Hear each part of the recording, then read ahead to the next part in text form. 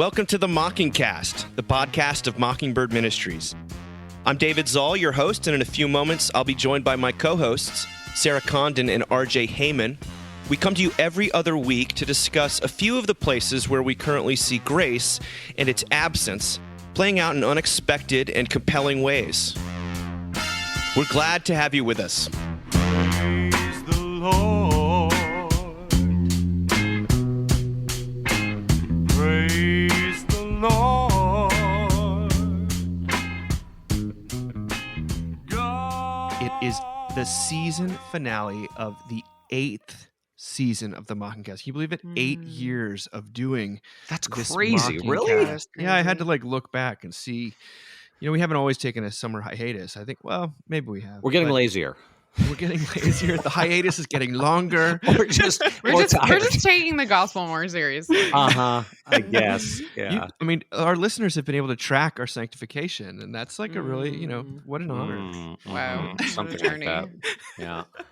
Well, this is our last episode before we stop for a bit, and we'll be back, I think, late August. But before we head into the articles, give us an update, but also tell me what's happening for you this summer.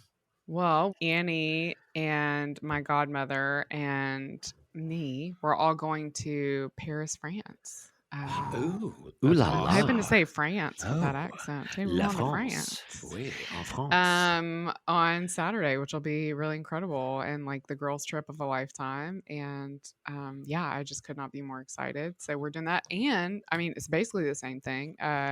My husband Josh and our son Neil are gonna canoe the bywaters in Canada with the Boy Scouts for 8 days. Wow. I'm sure just as fun as France. Just as glamorous, but in a different way. I just keep with saying to middle school Josh, boys. it's a youth group trip you're not in charge of.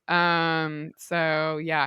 And we were gonna do this big family road trip to Boston and do all of, like the colonial middle school history stuff. And then we got it's Nashville and there's like sweet people in our lives that get tickets to things. And this friend of ours, we'd said like, could you get our family tickets to the Coldplay concert? Whoa.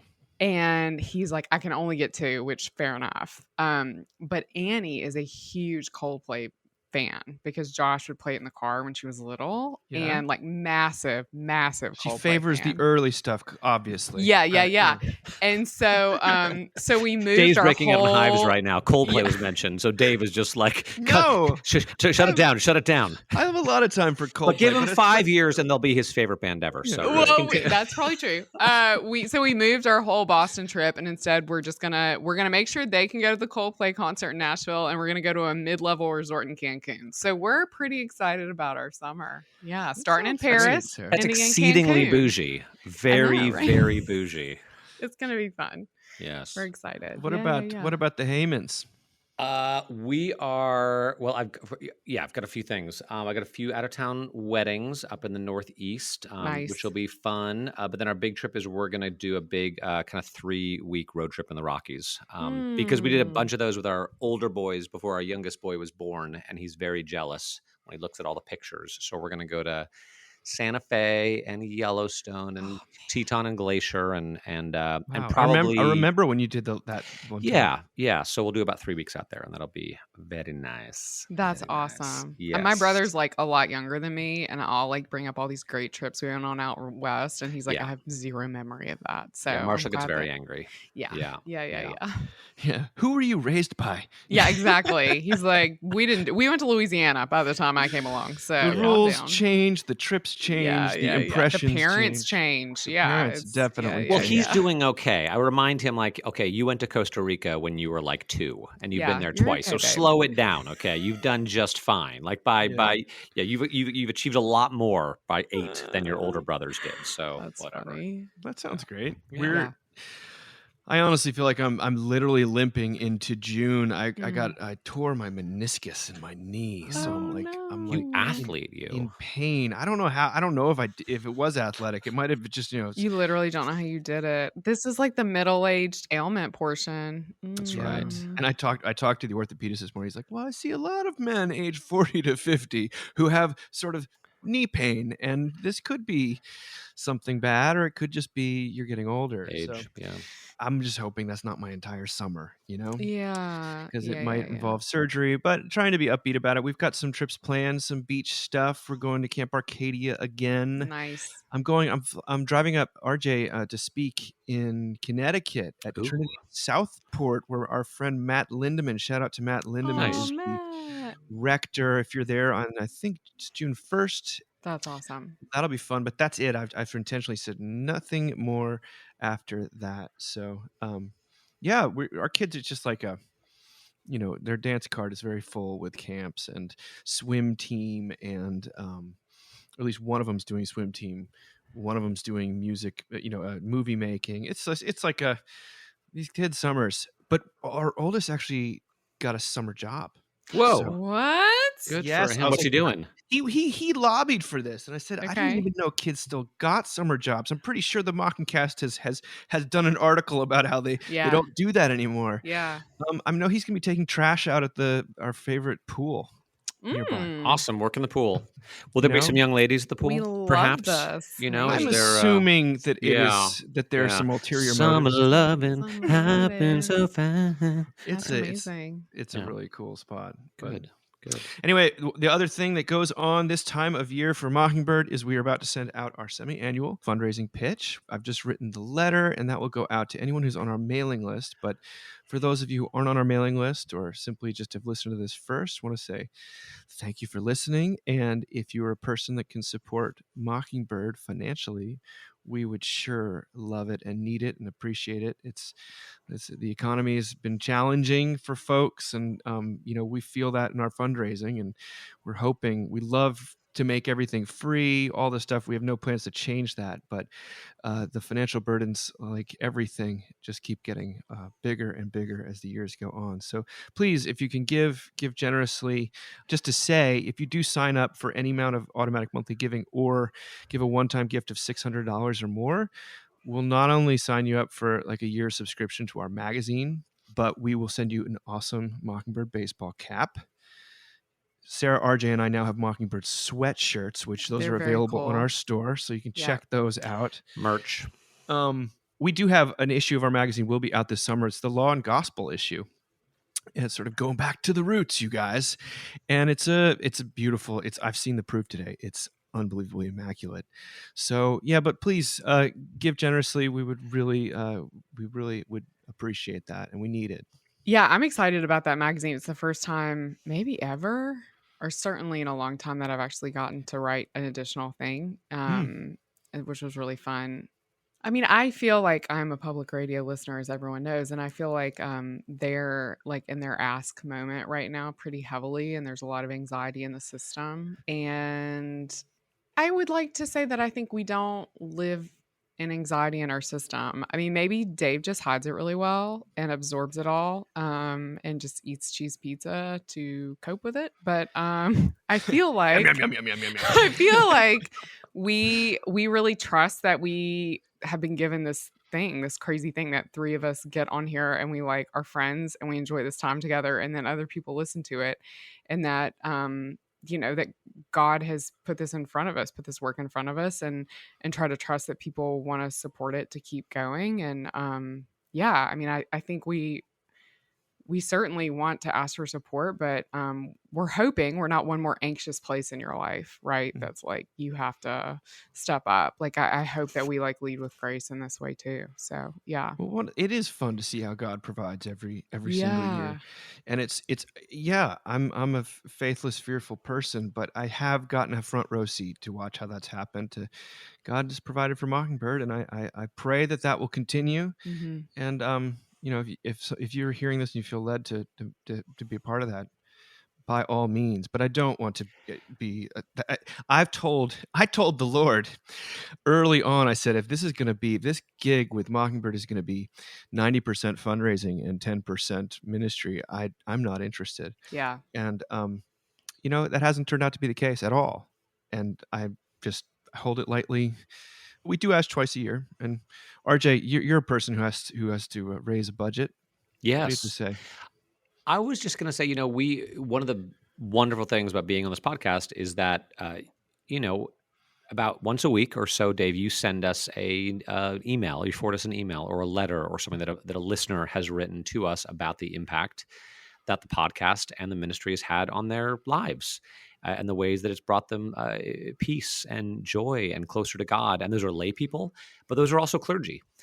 So I think it's safe to say that when you give this ministry, you're participating in something that God is doing, and not just to the listeners, but especially for people that are, in ministry, for their congregations as well, and enabling people to stay in ministry first of all, because it's really hard, and to not feel like they're alone, and then to continue to proclaim this incredible message of God's unconditional love and grace to people who really need to hear it. So, what do we have? 20,000 ish listeners or something? About that, yeah. Yeah, but then I think you assume that extends out, right, to their spouses and their children and their family Yeah. and their congregations.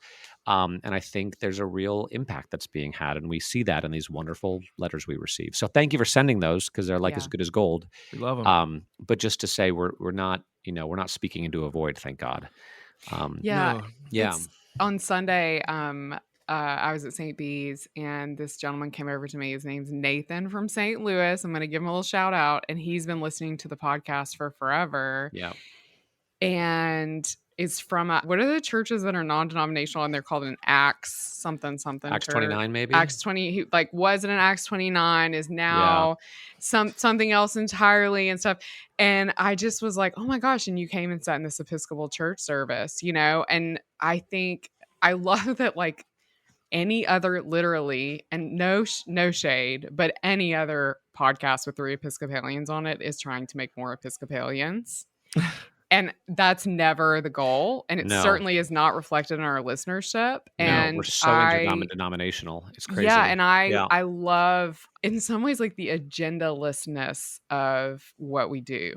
Like, it makes me really proud, and I'm thankful. So, yeah. I did an event for the book for the Big Relief in Washington, D.C. last week. And I ran into 2 different ELCA pastors who'd come and brought people from their congregation. But especially, I got to give a shout out to Katie Pocalico. I don't want to, in Manassas, Virginia, who wrote the kindest letter to us. And then also Tim in Greenville, South Carolina, wrote these things, and Robert in Salisbury. It's just it's a lot, and we don't take it for granted. When we were at the Mockingbird conference, I think I ran into a Seventh-day Adventist for the first time this year, and then a couple of Roman Catholic deacons, and then I had a lot of UMC, and then someone comes up and says, "We're your Reformed Baptist listenership." I was like, "What?" Okay. Well, praise the Lord. It's amazing. It is amazing. Don't bury the lead. Do you remember the picture I sent you of the Mennonite women? They were Mennonites? That's what they were? Yes. I mean, when people are talking so much about the decline of the church, although, we think it's turning around, I will say Mockingbird is a place where people from all over can come and like celebrate Jesus and sort of, celebrate their mutual brokenness to some degree and find some hope. And that is amazing. And I'm also going to say, you priestly, pastor types out there, if you got a discretionary fund or something, or if you could get us a little something from if you feel like this has been of benefit to your ministry and to your church, in the way that you would buy a commentary or something like that. We could use your support. So, yeah. Yes. And I'll put the information to give in the show notes. So that's that. All right. Well, enough do the work. Self-congratulation, but also just gratitude. It's fun to talk a little bit about it. I mean, this is the last episode of the season. So Sarah Condon sent us this, and you will not be surprised when you hear the headline, "Let's Bring Back the Lost Art of the Afternoon Visit" by Patricia Shannon in Southern Living. This is what she writes. "Whatever happened to the afternoon social call? We'd be willing to bet jobs, kids, schedules, and life in general might be the reason why the afternoon visits our grandmothers made and received have faded from our culture. Even those who work from home can rarely find 3 minutes throughout the day to swap the laundry over to the dryer, let alone entertain a neighbor for a cup of coffee. Before you think it too lofty a goal to usher this social practice of yesteryear into the 21st century, remember that Nana had 8 kids, 2 dogs, and a vegetable garden. If she could make time for a 30-minute visit with Aunt Charlene twice a month, there might be hope for us yet." And just because you have a job doesn't mean you can't get in on the old-fashioned social visit, whether it's scheduling a Zoom call with a friend during your lunch break or pushing that afternoon visit into the happy hour zone. Grandma's mid-afternoon pastime is due for a fresh take that appeals to your busy schedule. The whole point of an afternoon visit isn't simply a means to catch up with friends, neighbors, and family, though it's certainly a perk.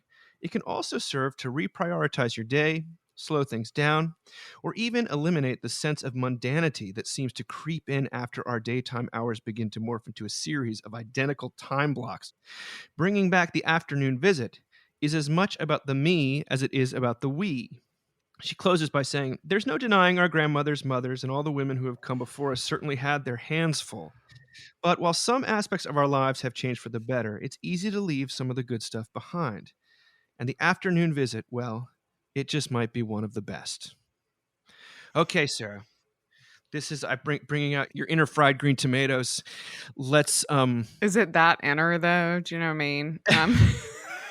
let's talk.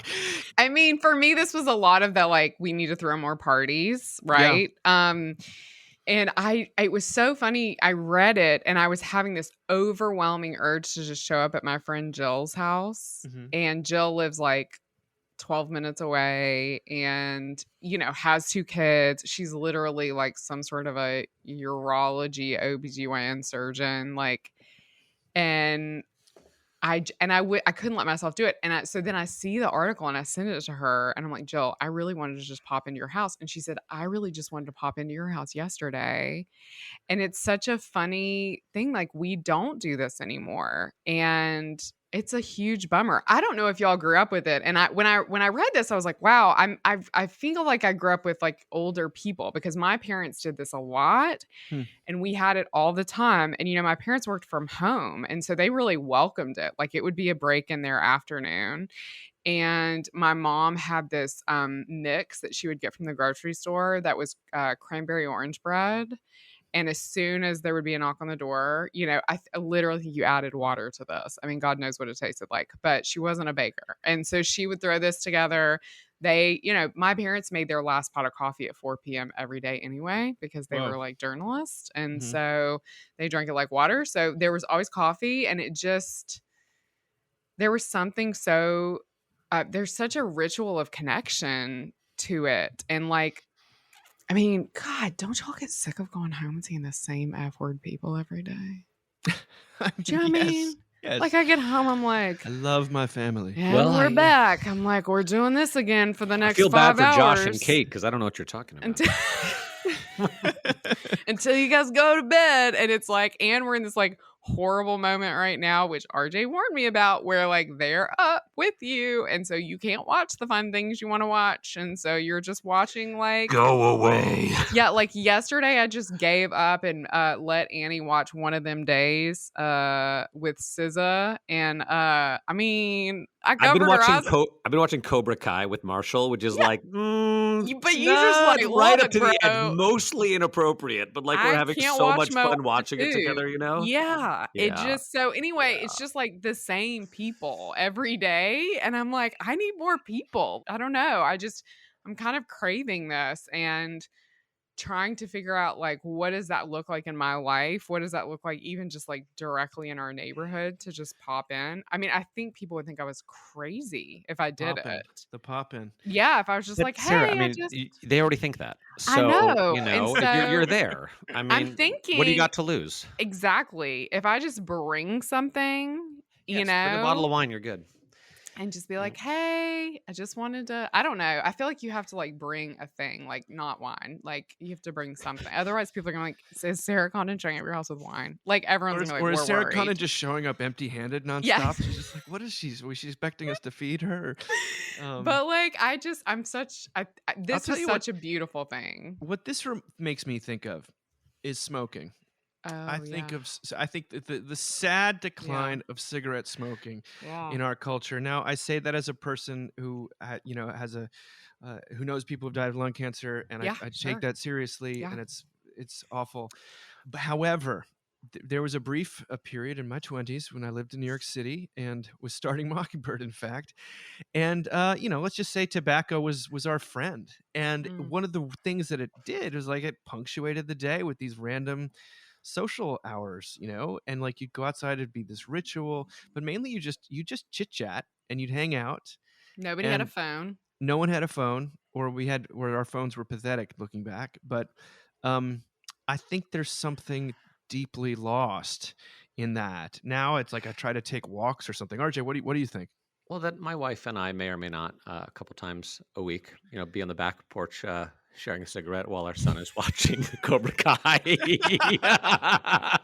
and it is so Oh my good. God. You I'm guys are sorry. always goals as parents. It's Do not the apologize. best. I There's a feel lot of I'm freedom. have congregants who are either going to be shocked or they're going to be like they're going to love me more. But yeah, man, I'm telling you, I told that's like some of the best time we spend together. Is like you want to go at the back porch? Like hell yeah, I do. Yeah. My son's been gotten really interested in World War II, and his grandfather my grandfather was a Marine who fought in Guadalcanal, and Yeah. and so I showed him some Band of Brothers, which is very gruesome, but it's there's something heroic and noble, and it's frankly a history lesson. And the guys are constantly smoking and asking for smokes, and I realized that for him that is like such a no-no. And such a that's like worse than seeing Pretty much anything. It's it like, is. He It pointed is, out, yeah. Dad, look, someone's smoking a cigarette. Yeah. And for these men, Not tobacco. but Yeah, for these exactly. men, My kid said that once. doing these things, saving the world over there. Right. Cigarettes were their only relief. Yeah. Relief. Yeah. Yes. Yeah. Yes. So I think what we're saying is that everyone should take up smoking and visit their friends in the afternoon to have a cigarette. I grew up with why not? aunts in Louisiana, and that's what they did, and they seemed really happy. They also lived a very long time. So I don't know. First. Brought to you by Eli Mocking Lilly Cast. and RJR Tobacco. RJR.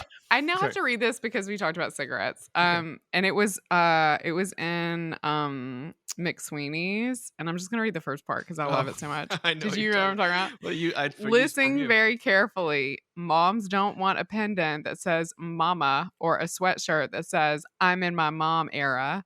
Moms want to lie on the hammocks, smoking cigarettes, listening to the Doobie Brothers. Please consider buying cigarettes for moms who have hammocks, but no cigarettes, and hammocks for the cigarette moms.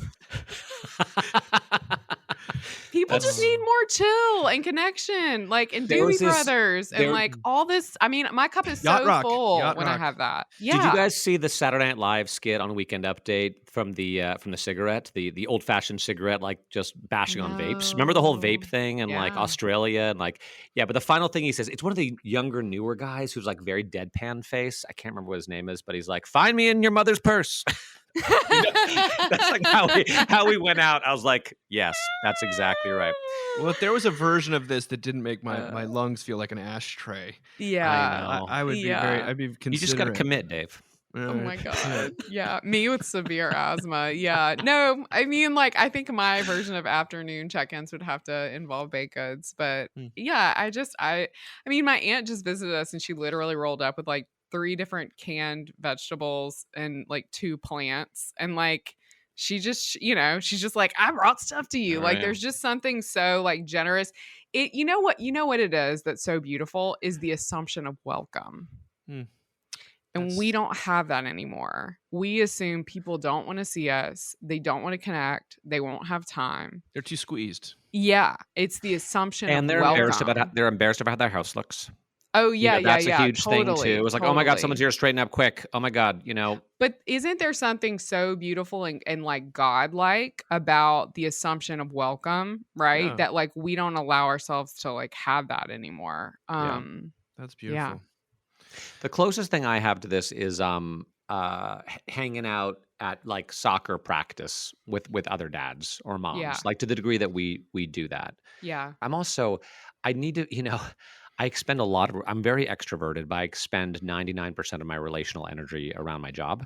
Yeah. And then sometimes at the end of the day, I'm just like, I don't know if I could do anymore. I'm peopled out. I wish I wasn't. I hate that. Yeah. And I love people. But It's Yeah. time for Cobra Kai in quotes. It's Yeah, exactly. Exactly. It's Cobra Kai time. Yeah. Oh my God. Well, Yeah, an let's get American into spirit. something slightly more serious, heavier, but also very, very gut level. I love this. This is a newsletter that Vox puts out. We quoted it from before, called Future Perfect. The lady that writes it is her name Sigil Samuel, and she reproduces a letter and then she responds to it. And the letter is this: Dear Future Perfect, I've always given a percentage of my income to charity. I've got parents who are lovely people, but they donate basically not at all. It's hard to know how to bring this up to them. They're retired. They have a house and a summer house. They clearly have enough money. I'd love for them to answer the question of how much should we be giving back? I have the sense that they haven't actually thought about it, and so I do nothing. And especially with people in my generation, the letter writer writes, it feels uncomfortable to talk about this. I don't want it to feel accusatory or to make people defensive. I want people to make an affirmative decision they're happy about and not have it live in the ambient guilt zone. How can I bring it up in a way that makes clear I just want people to be actively making a decision, even if it's not the same as mine? Now, this is what she writes back. What? That sounds terrible. Well, this is You why sound it's like so an great. asshole. Okay. Seriously, how do I make the person do what I want? What I think Dear is right? do-gooder, dear Exactly. do-gooder, this is You're she, judgy. quote, the curious paradox is that when I accept myself just as I am, then I can change. That's the 20th century psychologist Carl Rogers. I think the same is true about changing other people. Start by accepting them just as they are, and you may find they're a lot more receptive to what you say. Contrary to the view of other psychologists, Rogers didn't think it took any special therapy for a person to change for the better. He believed that just a few conditions were necessary. One, the person has to feel that you view them with unconditional positive regard, that you like and accept them as they are, not only if they change in this way or that way. Secondly, the person also has to feel that you're able to truly empathize, that you understand how things feel to them from within their own internal frame of reference. You sound like you're already pretty good at the unconditional positive regard part, but ask yourself if you truly understood how the world feels to your parents from within their own internal frame of reference. Maybe they're nervous about money, and maybe there's a good reason why they're like that. Yes, they've got a lot of resources now, but was there a time when they didn't? That can lead to an enduring scarcity mindset. But even if you do think your loved ones are ignoring a pretty powerful way to do good, you'll still want to be very careful about how you express that. I say that because of the Stanford psychologist Benoit Monin's research on, quote, do-gooder derogation. Monin's studies show that people tend to feel less warm toward those who are extremely moral and altruistic. And the more people sense that the I'm shocked. altruist might judge them, the more they put down the altruist. Then she puts this in all caps. People really, really don't like to feel morally judged. Yeah. And if they get even the slightest hint that you might be judging them, your approach is likely to backfire. Again, a personal experience. In college, a friend who was studying environmental science looked at me with disgust when she saw me once eat my lunch, a vegan lunch for goodness sake, with a plastic spoon. Her reaction turned me off environmentalism for longer than I care to admit. I didn't re-engage until, as an adult, I was re-exposed to the beauty of nature and of the animal kingdom. It started when someone invited me to try birding. To my surprise, I fell in love with birds. They turned out to be a gateway drug. I soon found myself watching monkeys, listening to bugling elk, and snorkeling with colorful fish, and caring deeply about the natural world they inhabit. In other words, sometimes people need to feel safer or to have positive experiences that show them just what's at stake personally before they'll change. And the research bears this out. As psychologist Molly Crockett has shown, when people judge how good a good deed is, they consider the benefits that those deeds bring about, but they also consider how good it feels to perform them. So they might think that a good deed that brings very little benefit but gives them a really warm, fuzzy glow is actually more praiseworthy than a good deed that feels detached and emotionless but also brings about a lot of benefit. She concludes, that's a bit bizarre, but that's human psychology. And you can work with it by talking about the personal satisfaction that you get from donating or other ways that you do good. Don't emphasize the moral arguments, lest you fall victim to do-gooder derogation. Instead, emphasize joy. A lot there. Or just shut up and Just say shut nothing. up. I'm with you. I'm like, why are you Case trying to closed. fix your parents? Also, they're gonna die someday. It's gonna be your money, girl. I Give was it gonna say all maybe away. they're saving it for you, and then you They can give give it away. all away. Exactly. Yeah, I just, Mm. this makes me think of my mom's stepfather. Pat Ball, ripped to the goat, who died when I was in second grade. Papa was racist, and when I, to no one's surprise, and when my mom got pregnant with me, he did this. I mean, I guess it felt very normal to him, but he somehow bought this share. You could like pay money and buy a share in the local private white segregationist academy that all my cousins went to. Mm-hmm. Assuming they would move back there, and I would go to. I'm going to say the name of the school because it's my favorite thing in the world. Now we call it Bio Academy, but it is not BIO, it is BAYOU, Bio Academy. So he bought me shares to go to Bio Academy, and my mother was, I think, my parents were quietly horrified, as though he thought that they would move back and that I would go to school. I mean, all of it was just horrifying to them, but they didn't say anything. And then when he died, they just cashed it out and donated all the money to the local NAACP. I mean, we don't have to give our opinions to everybody about everything, especially like parental figure. I'm like, who are you trying to change, girl? Like, I didn't like the advice she gave. It's the inverse of what usually happens, to me anyway, where parents of adult children come up and like, what can I do to fix my kid? Or what can I do to get them in church? Or what can I do to get them out of bed? Or to help them get their life together? And it's like, well, pray and shut up.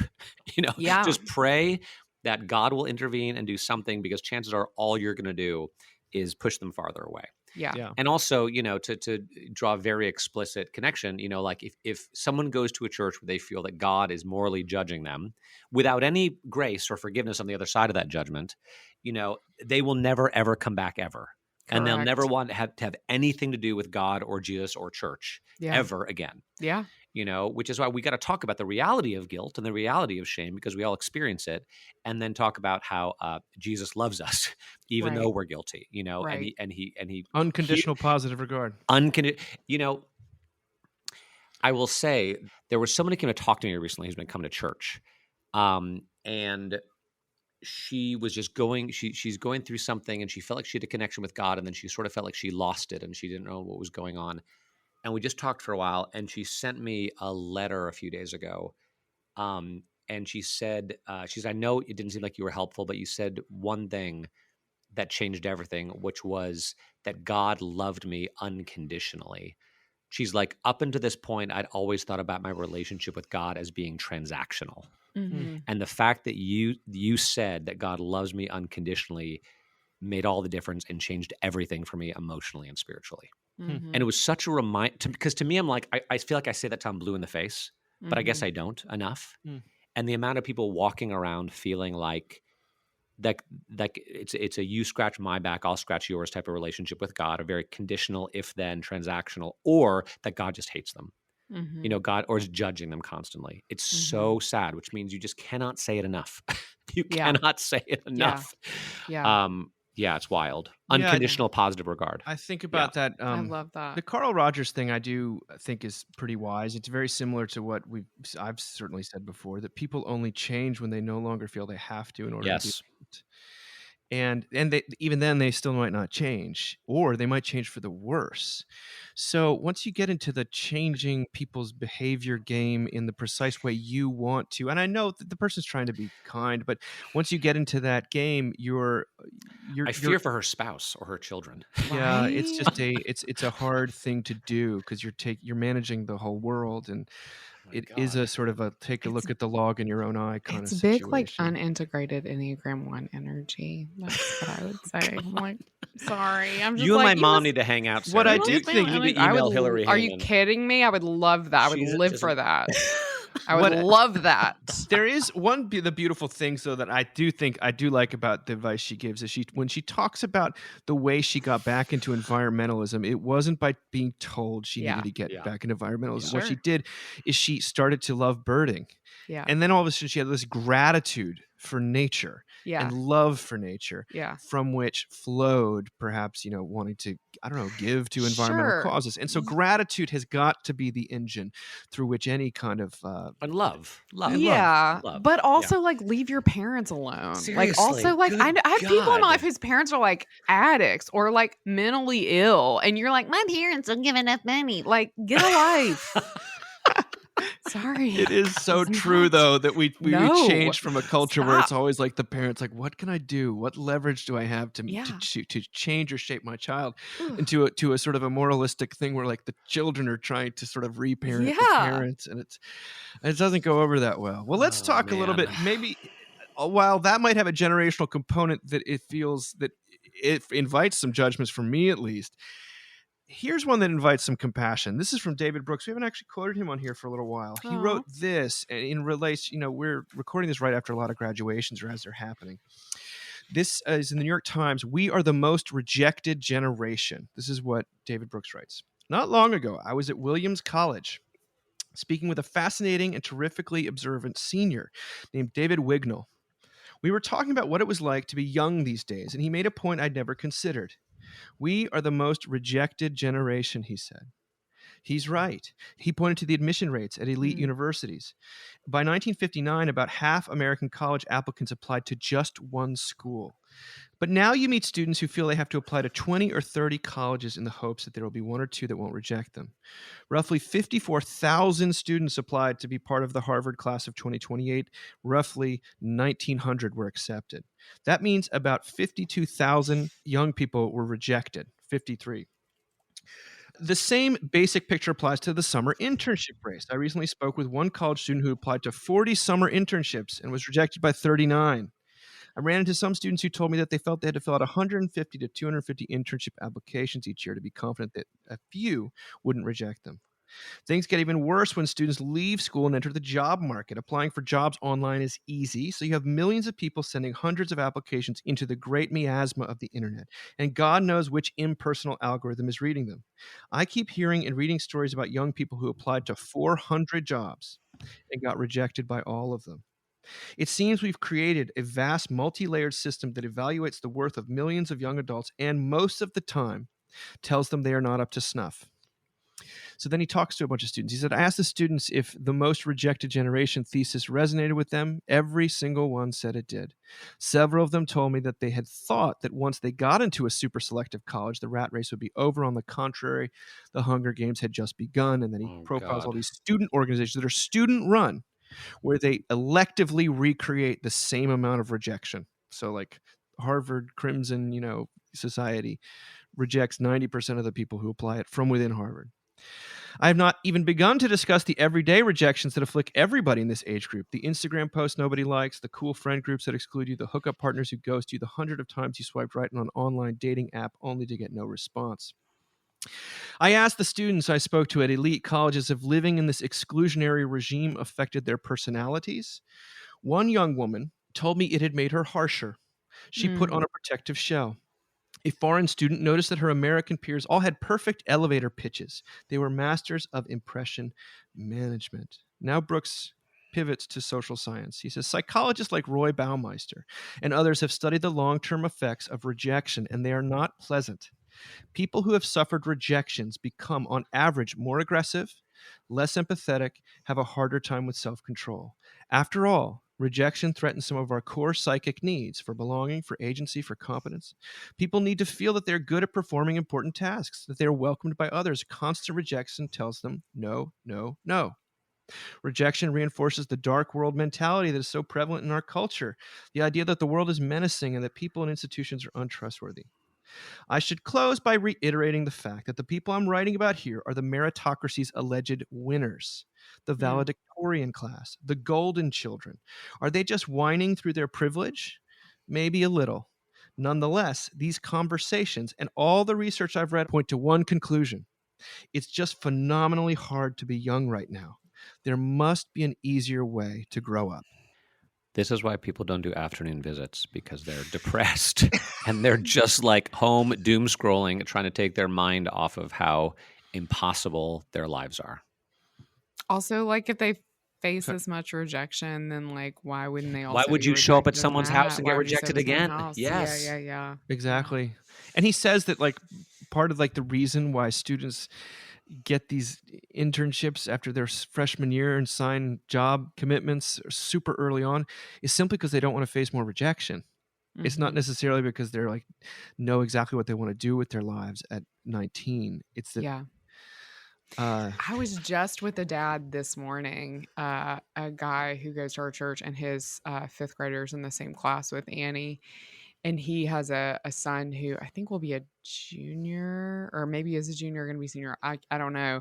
But we were talking about this, and he's like, he's got 2 top schools, and then he's got a safety. And he's like, he literally said, it's just so hard because it's like, rejection. It's like this like ruins their dreams. Like it squashes their dreams of like where they thought they could go to school. And I mean, I'm from the South and did not have great grades. So I literally applied to one school and I knew I would get into it. And it wasn't even, you know what I mean? Like it wasn't even a question. And it does feel like this just huge barrier that like you can never get over.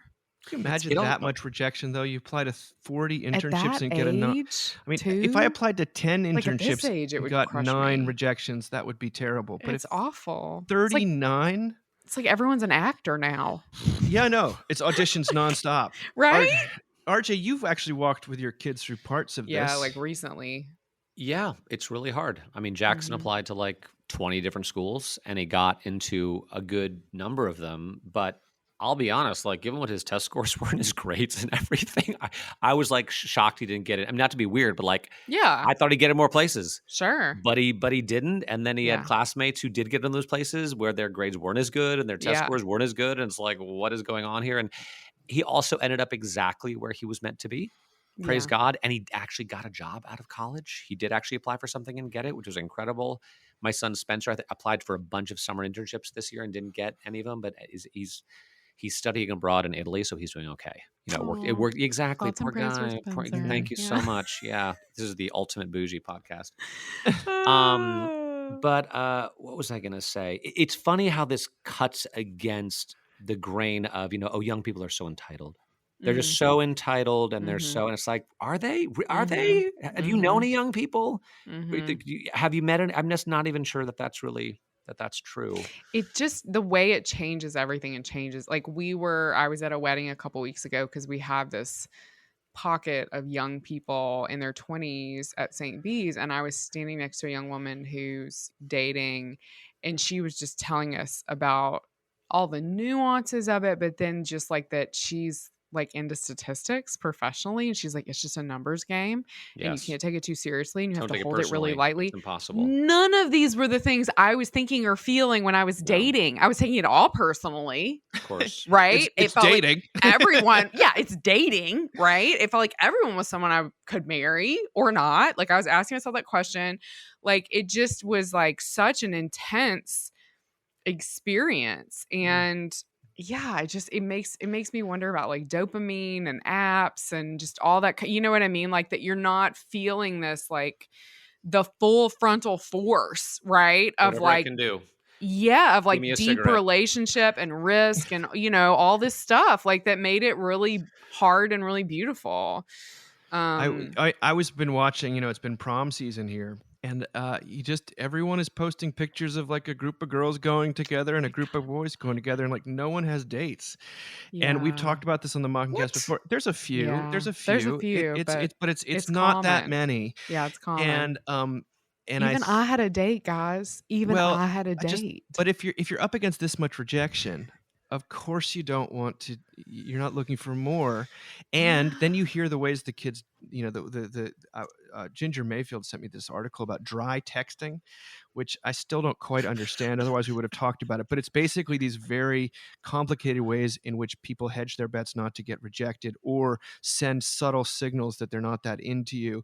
Girl, I thought it had through something to do with text dry and- humping. I was I over thought here so like, too. what I are was we like, about that sounds to talk dirty. Like, what's about, going on right babe? now? I'm not gonna lie. I thought the same thing. But it has to do with like if you leave someone on read, but This is a not. risque episode. I'm into it. Be Let's careful, girls. You can still get Yeah. pregnant. Yeah. Yeah. No, So it's I've got to tell a story, which so I was having lunch yesterday with a newer couple in the church, and the woman was saying that she was talking to a friend who'd heard about our church, and she's like, "Oh, is that this is a little self-aggrandizing? So whatever. Is that the cool Episcopal church? I want to come. I want to come."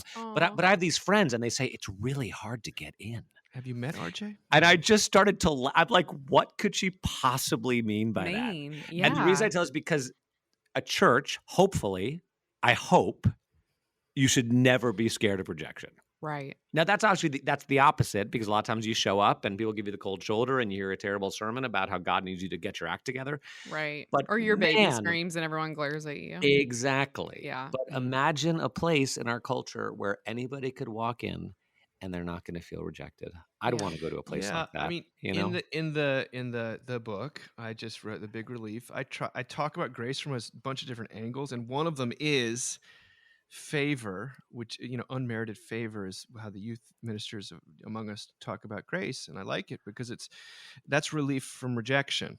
Mm, Like this idea that God has favored you, like you Yeah. have God's favor mm, even when you don't deserve it, or that there's no further rejection coming here.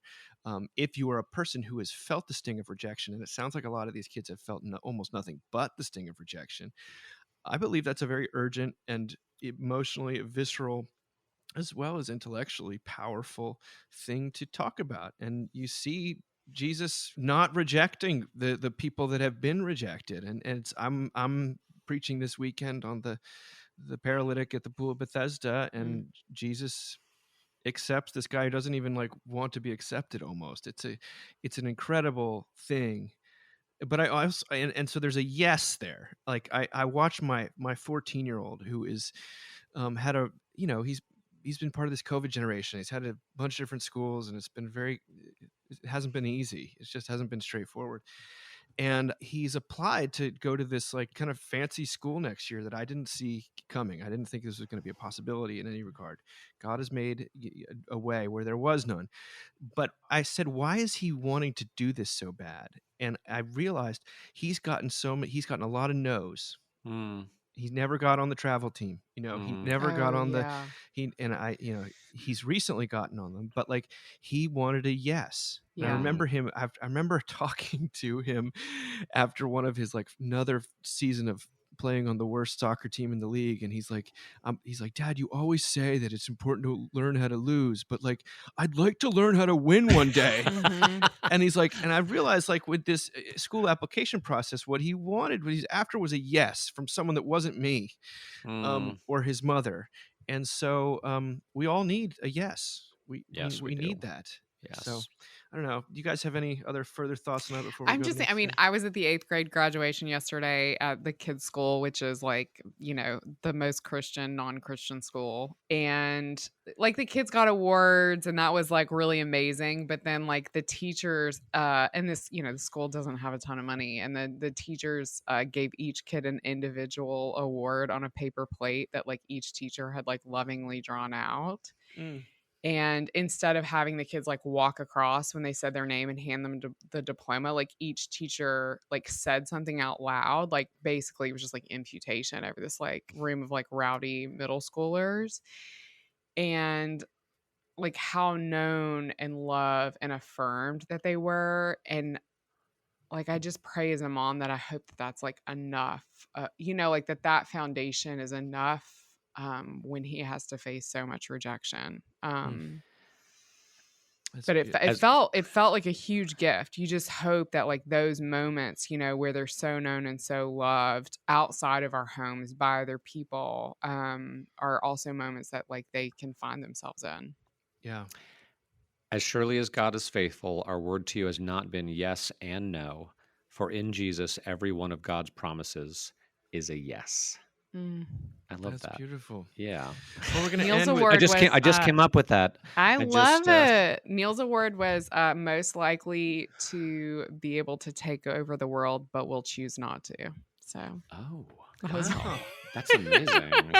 Sounds like basically he could be a supervillain, but he I might choose know, not to but be. he's decided not to. I know. Yeah. I was like, I love it. I Yeah. like it. Well, this Yeah. last one is a beautiful note to end on, I thought, for as the summer approaches. This is on Mockingbird, written by Chris Wachter, and it's entitled "Nepo Babies and the Economy of Fairness." Mm. He writes, in the wake of the newly minted season of White Lotus, the cast underwent numerous interviews and PR events to further push the show. One such interview I saw wasn't so much an interview, but a personal Instagram reel of Patrick Schwarzenegger, who starred as Saxon Ratliff on the show, when he found out that he got the part. In an endearing moment full of laughter and tears, sitting down with his mom and sister, his mom, who happens to be Maria Shriver, he shared the good news, to which all were overcome with joy. What I didn't expect, and quite honestly, what ended up dulling the moment, was reading some of the comments under the post, which one never should do. Of course, some were happy for him, but most of the responses were backlashes. Cries of nepotism and labels of Nepo baby filled the screen, making the dismissive determination that the only reason he got the job was because of his last name, being the son of Arnold Schwarzenegger. One unknown actor sighed, threw his hands in the air, and said that this was how Hollywood worked. Quote, we work our tails off to get jobs, and yet people with less talent get work ahead of us simply due to their names, end of quote. Now, Chris writes, Patrick's acting was superb. He not only had the physique for the role, but he also evoked the Oh my perfect God, it amount was of so good. disdain appropriate for his character. I can't imagine anyone else in the role, so it's complicated. But it doesn't take long for me, Chris writes, when I'm honestly probing my heart to remember when I've chimed in myself on the figurative Instagram posts of my life. When someone in my field of work or with a shared hobby of some kind gets a role or accolade because of some level of nepotism or just being in the right place at the right time. At the core of the Nepo angst is injustice. It's a cry of unfairness that someone who worked less was favored over someone who worked more. The question of fairness posed by nepotism is certainly worth asking, but answering it raises more fundamental questions over whether life is best governed by such a calculation. You could argue that the economy of fairness is the question of life, but demands for fairness tend to always be a one-way street. We demand the benefit we have earned, but rarely desire our accounts to be reconciled when we run a deficit. Few want the exactness of a perfect justice applied at all times and in all areas of life. Now he gets to God. For his part, Jesus had little time for rigorous fairness. If anything, he seemed to delight in turning the whole idea on its ears. He tells a story and says that in God's kingdom, those who work 1 hour and those who work 8 hours are both paid the same at the end of the day. He chose a no-name fisherman over an elite Pharisee to be his number one disciple. You can hear people typing in the comments from a million miles away. What did he do to get that role? But putting the emphasis on doing, we come to learn, is the wrong question to ask. In Christianity, the Apostle Paul would say we're more like Isaac, the child who was born out of nowhere miraculously, than we are like Ishmael, the child who was born in the response to something Abraham and Sarah did. We are from the genealogical line of, quote, I've earned nothing. And this often becomes too much for those who like to keep score. But it resounds anyway. The world doesn't revolve around how much work we put in, moral or otherwise. It revolves around grace. In the economy of grace, we're all undeserving Nepo babies. We're given the part in the movie only because our dad is the film's producer, director, editor, and key grip. We who never showed up for auditions, rehearsals, or even filming, and yet find our names at the top of the opening credits. It's all as baffling as it is deeply unfair. This God whose accounting is measured only by love. I thought that's powerful because I It is really powerful. the nepotism thing, you don't just encounter it in Hollywood. You see it all over the place, and there's something that is in me that cries out, unfair, unfair, and we really are in the Christian economy of grace, saying that this unconditional positive regard is because of the one who does the regarding, not because of the one who is regarded. And Yeah. that we are adopted as children of God with all, you hear Paul talks about inheritance this and inheritance that. I think that his analogy here is a strong one. I don't know. What else do you guys think? It makes me think of this question I think a lot of us face. I think a lot of women face it. Those of us who sort of have had to move our careers around our husband's career, of like what could have been. Mm. And so I think sometimes I'll see other women get bigger jobs or even jobs in other fields. And I'm like, oh man, I wish I could have done that. Or like, I wish I would have studied that. Or like, I don't want to shame people for having that. I think that's a really real thing. But I know that that's different from like this sort of rage that can happen when we think we deserved it and why did they deserve it. And I mean, it gets dark very quickly. And it feels a little bit like, I mean, this is like the only biblical reference you're ever going to get for me. But was it Lot's wife with the salt? Hmm. Like, it feels a little bit like that to me, where God is like warning us, like, don't look back Mm. and try to conjecture what could have been. Mm. Don't become super envious of these people around you because they're in their own lives with their own pains and their own griefs. And like, this is the life you've been given. You've been given it in me. And like your only thing is just to trust, right?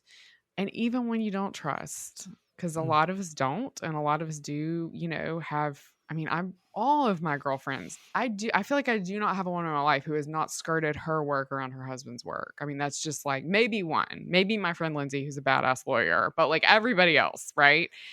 And it's like holding that reality, but also holding like that God has given me two beautiful, healthy children, that they go to this like incredible school and we get to live in this great city. Like when when we limit our reality and we only see half of the story, I think that's the easy way for things to get dark and mean and sad and hard, right? And we can't pull back the picture. And I think it's part of the problem with Instagram because it's literally a limited reality.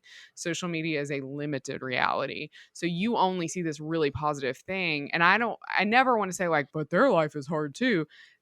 Forget that. You're not even seeing your life in that moment, right? You're not seeing like just the wealth of blessings and relationships. And maybe you were lucky enough to grow up with parents that did afternoon drop-in visits that like have shaped you. So Deserving. It's such a trap, though, isn't it? Like, he's right to point out if we really want to live in a world where we insist that everyone gets exactly what they deserve, because yes. that's Or frightening. forget that. How about a world where everyone gets what they want?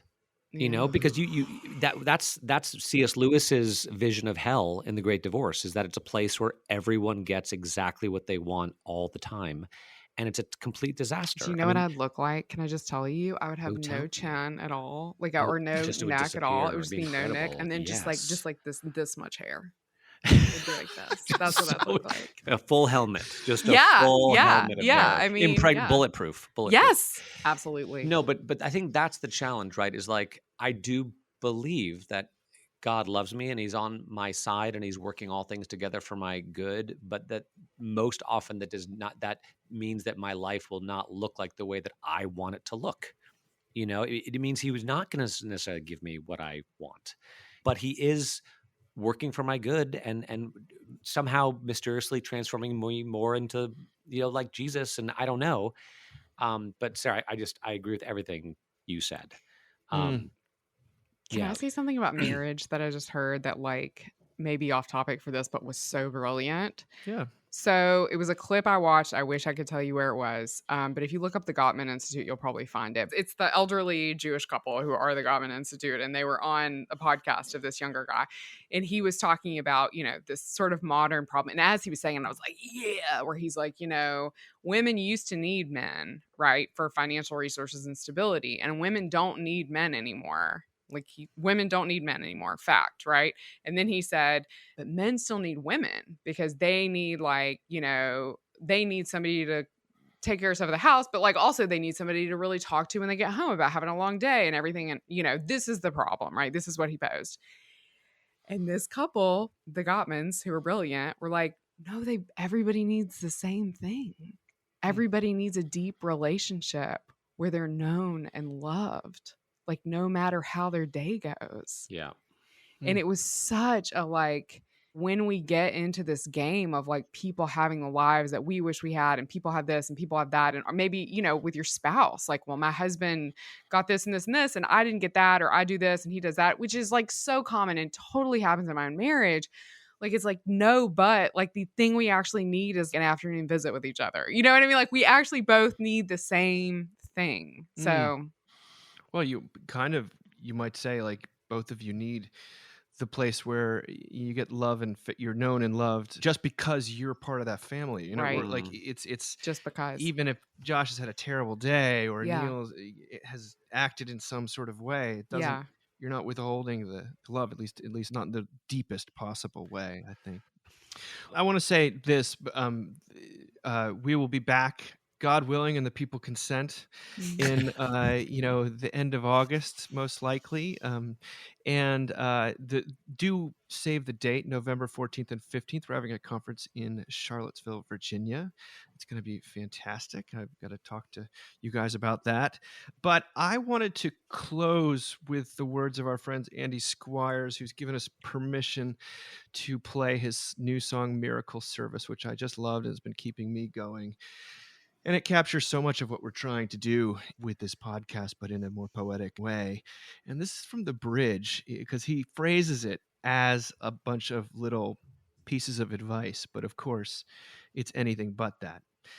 He says this: plan for Armageddon, plant yourself a garden. Gas in California is $6 a gallon. Never mind the future. Turn off your computer. The side effect of faith is that you get a sense of humor. Eat a bowl of Fruit Loops, take your kids to youth group, hang out with your boys in the summer on the front stoop. Pray with me and Terry, call your stepdad Gary, let him off the hook for having dreams that he miscarried. Dash me on the rock of ages, let me break as darkness rages, anything to feel your love again. Dash me on the rock of ages, 40 lashes plus God's graces, anything to feel your love again. Well, I hope that all of you listeners, thank you for listening, and we hope that in some way you were able to feel that love, the unconditional positive regard to which we've tried to point this season. And we look forward to being back again in the fall. See you season 9. Season 9. Season 9. I hope it's better than Seinfeld season 9. Somebody dies. Just kidding. Okay. That was season 7, 6. It was. Yeah, that was yeah. It was. I can make it the joke. Okay. Bye, you guys. Bye, you guys. Bye-bye.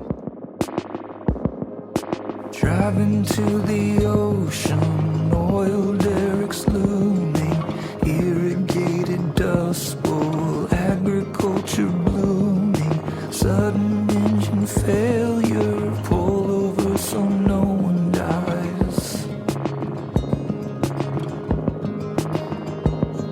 Be reckless or be wary, consequences vary, run a fire tunnel, say a Hail Mary, hitchhike down the road to get a piece of berry pie.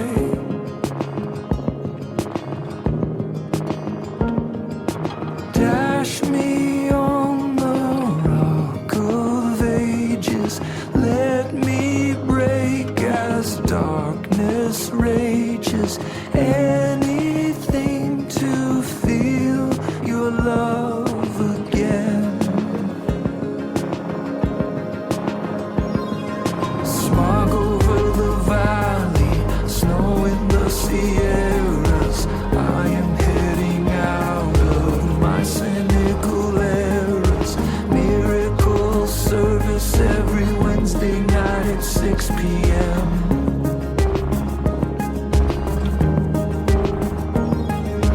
No time to rehearse this, no strength left to curse this. Sing the chorus even if you don't know the verses.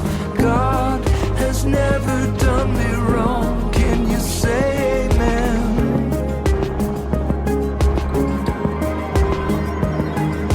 Dash me on the rock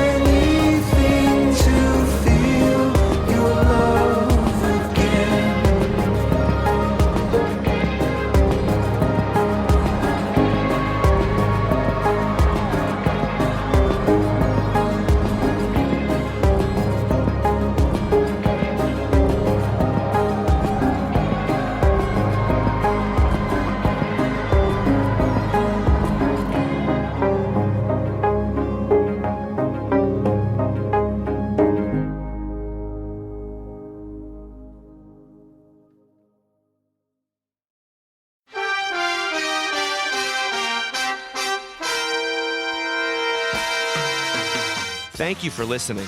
Remember, you can find us on the web at www.mbird.com. And we'd always love to hear from you at info@mbird.com. Audio production for the Mockingcast is provided by TJ Hester. And if you like what you've heard, please drop over to iTunes and leave us a rating or review. Until next time.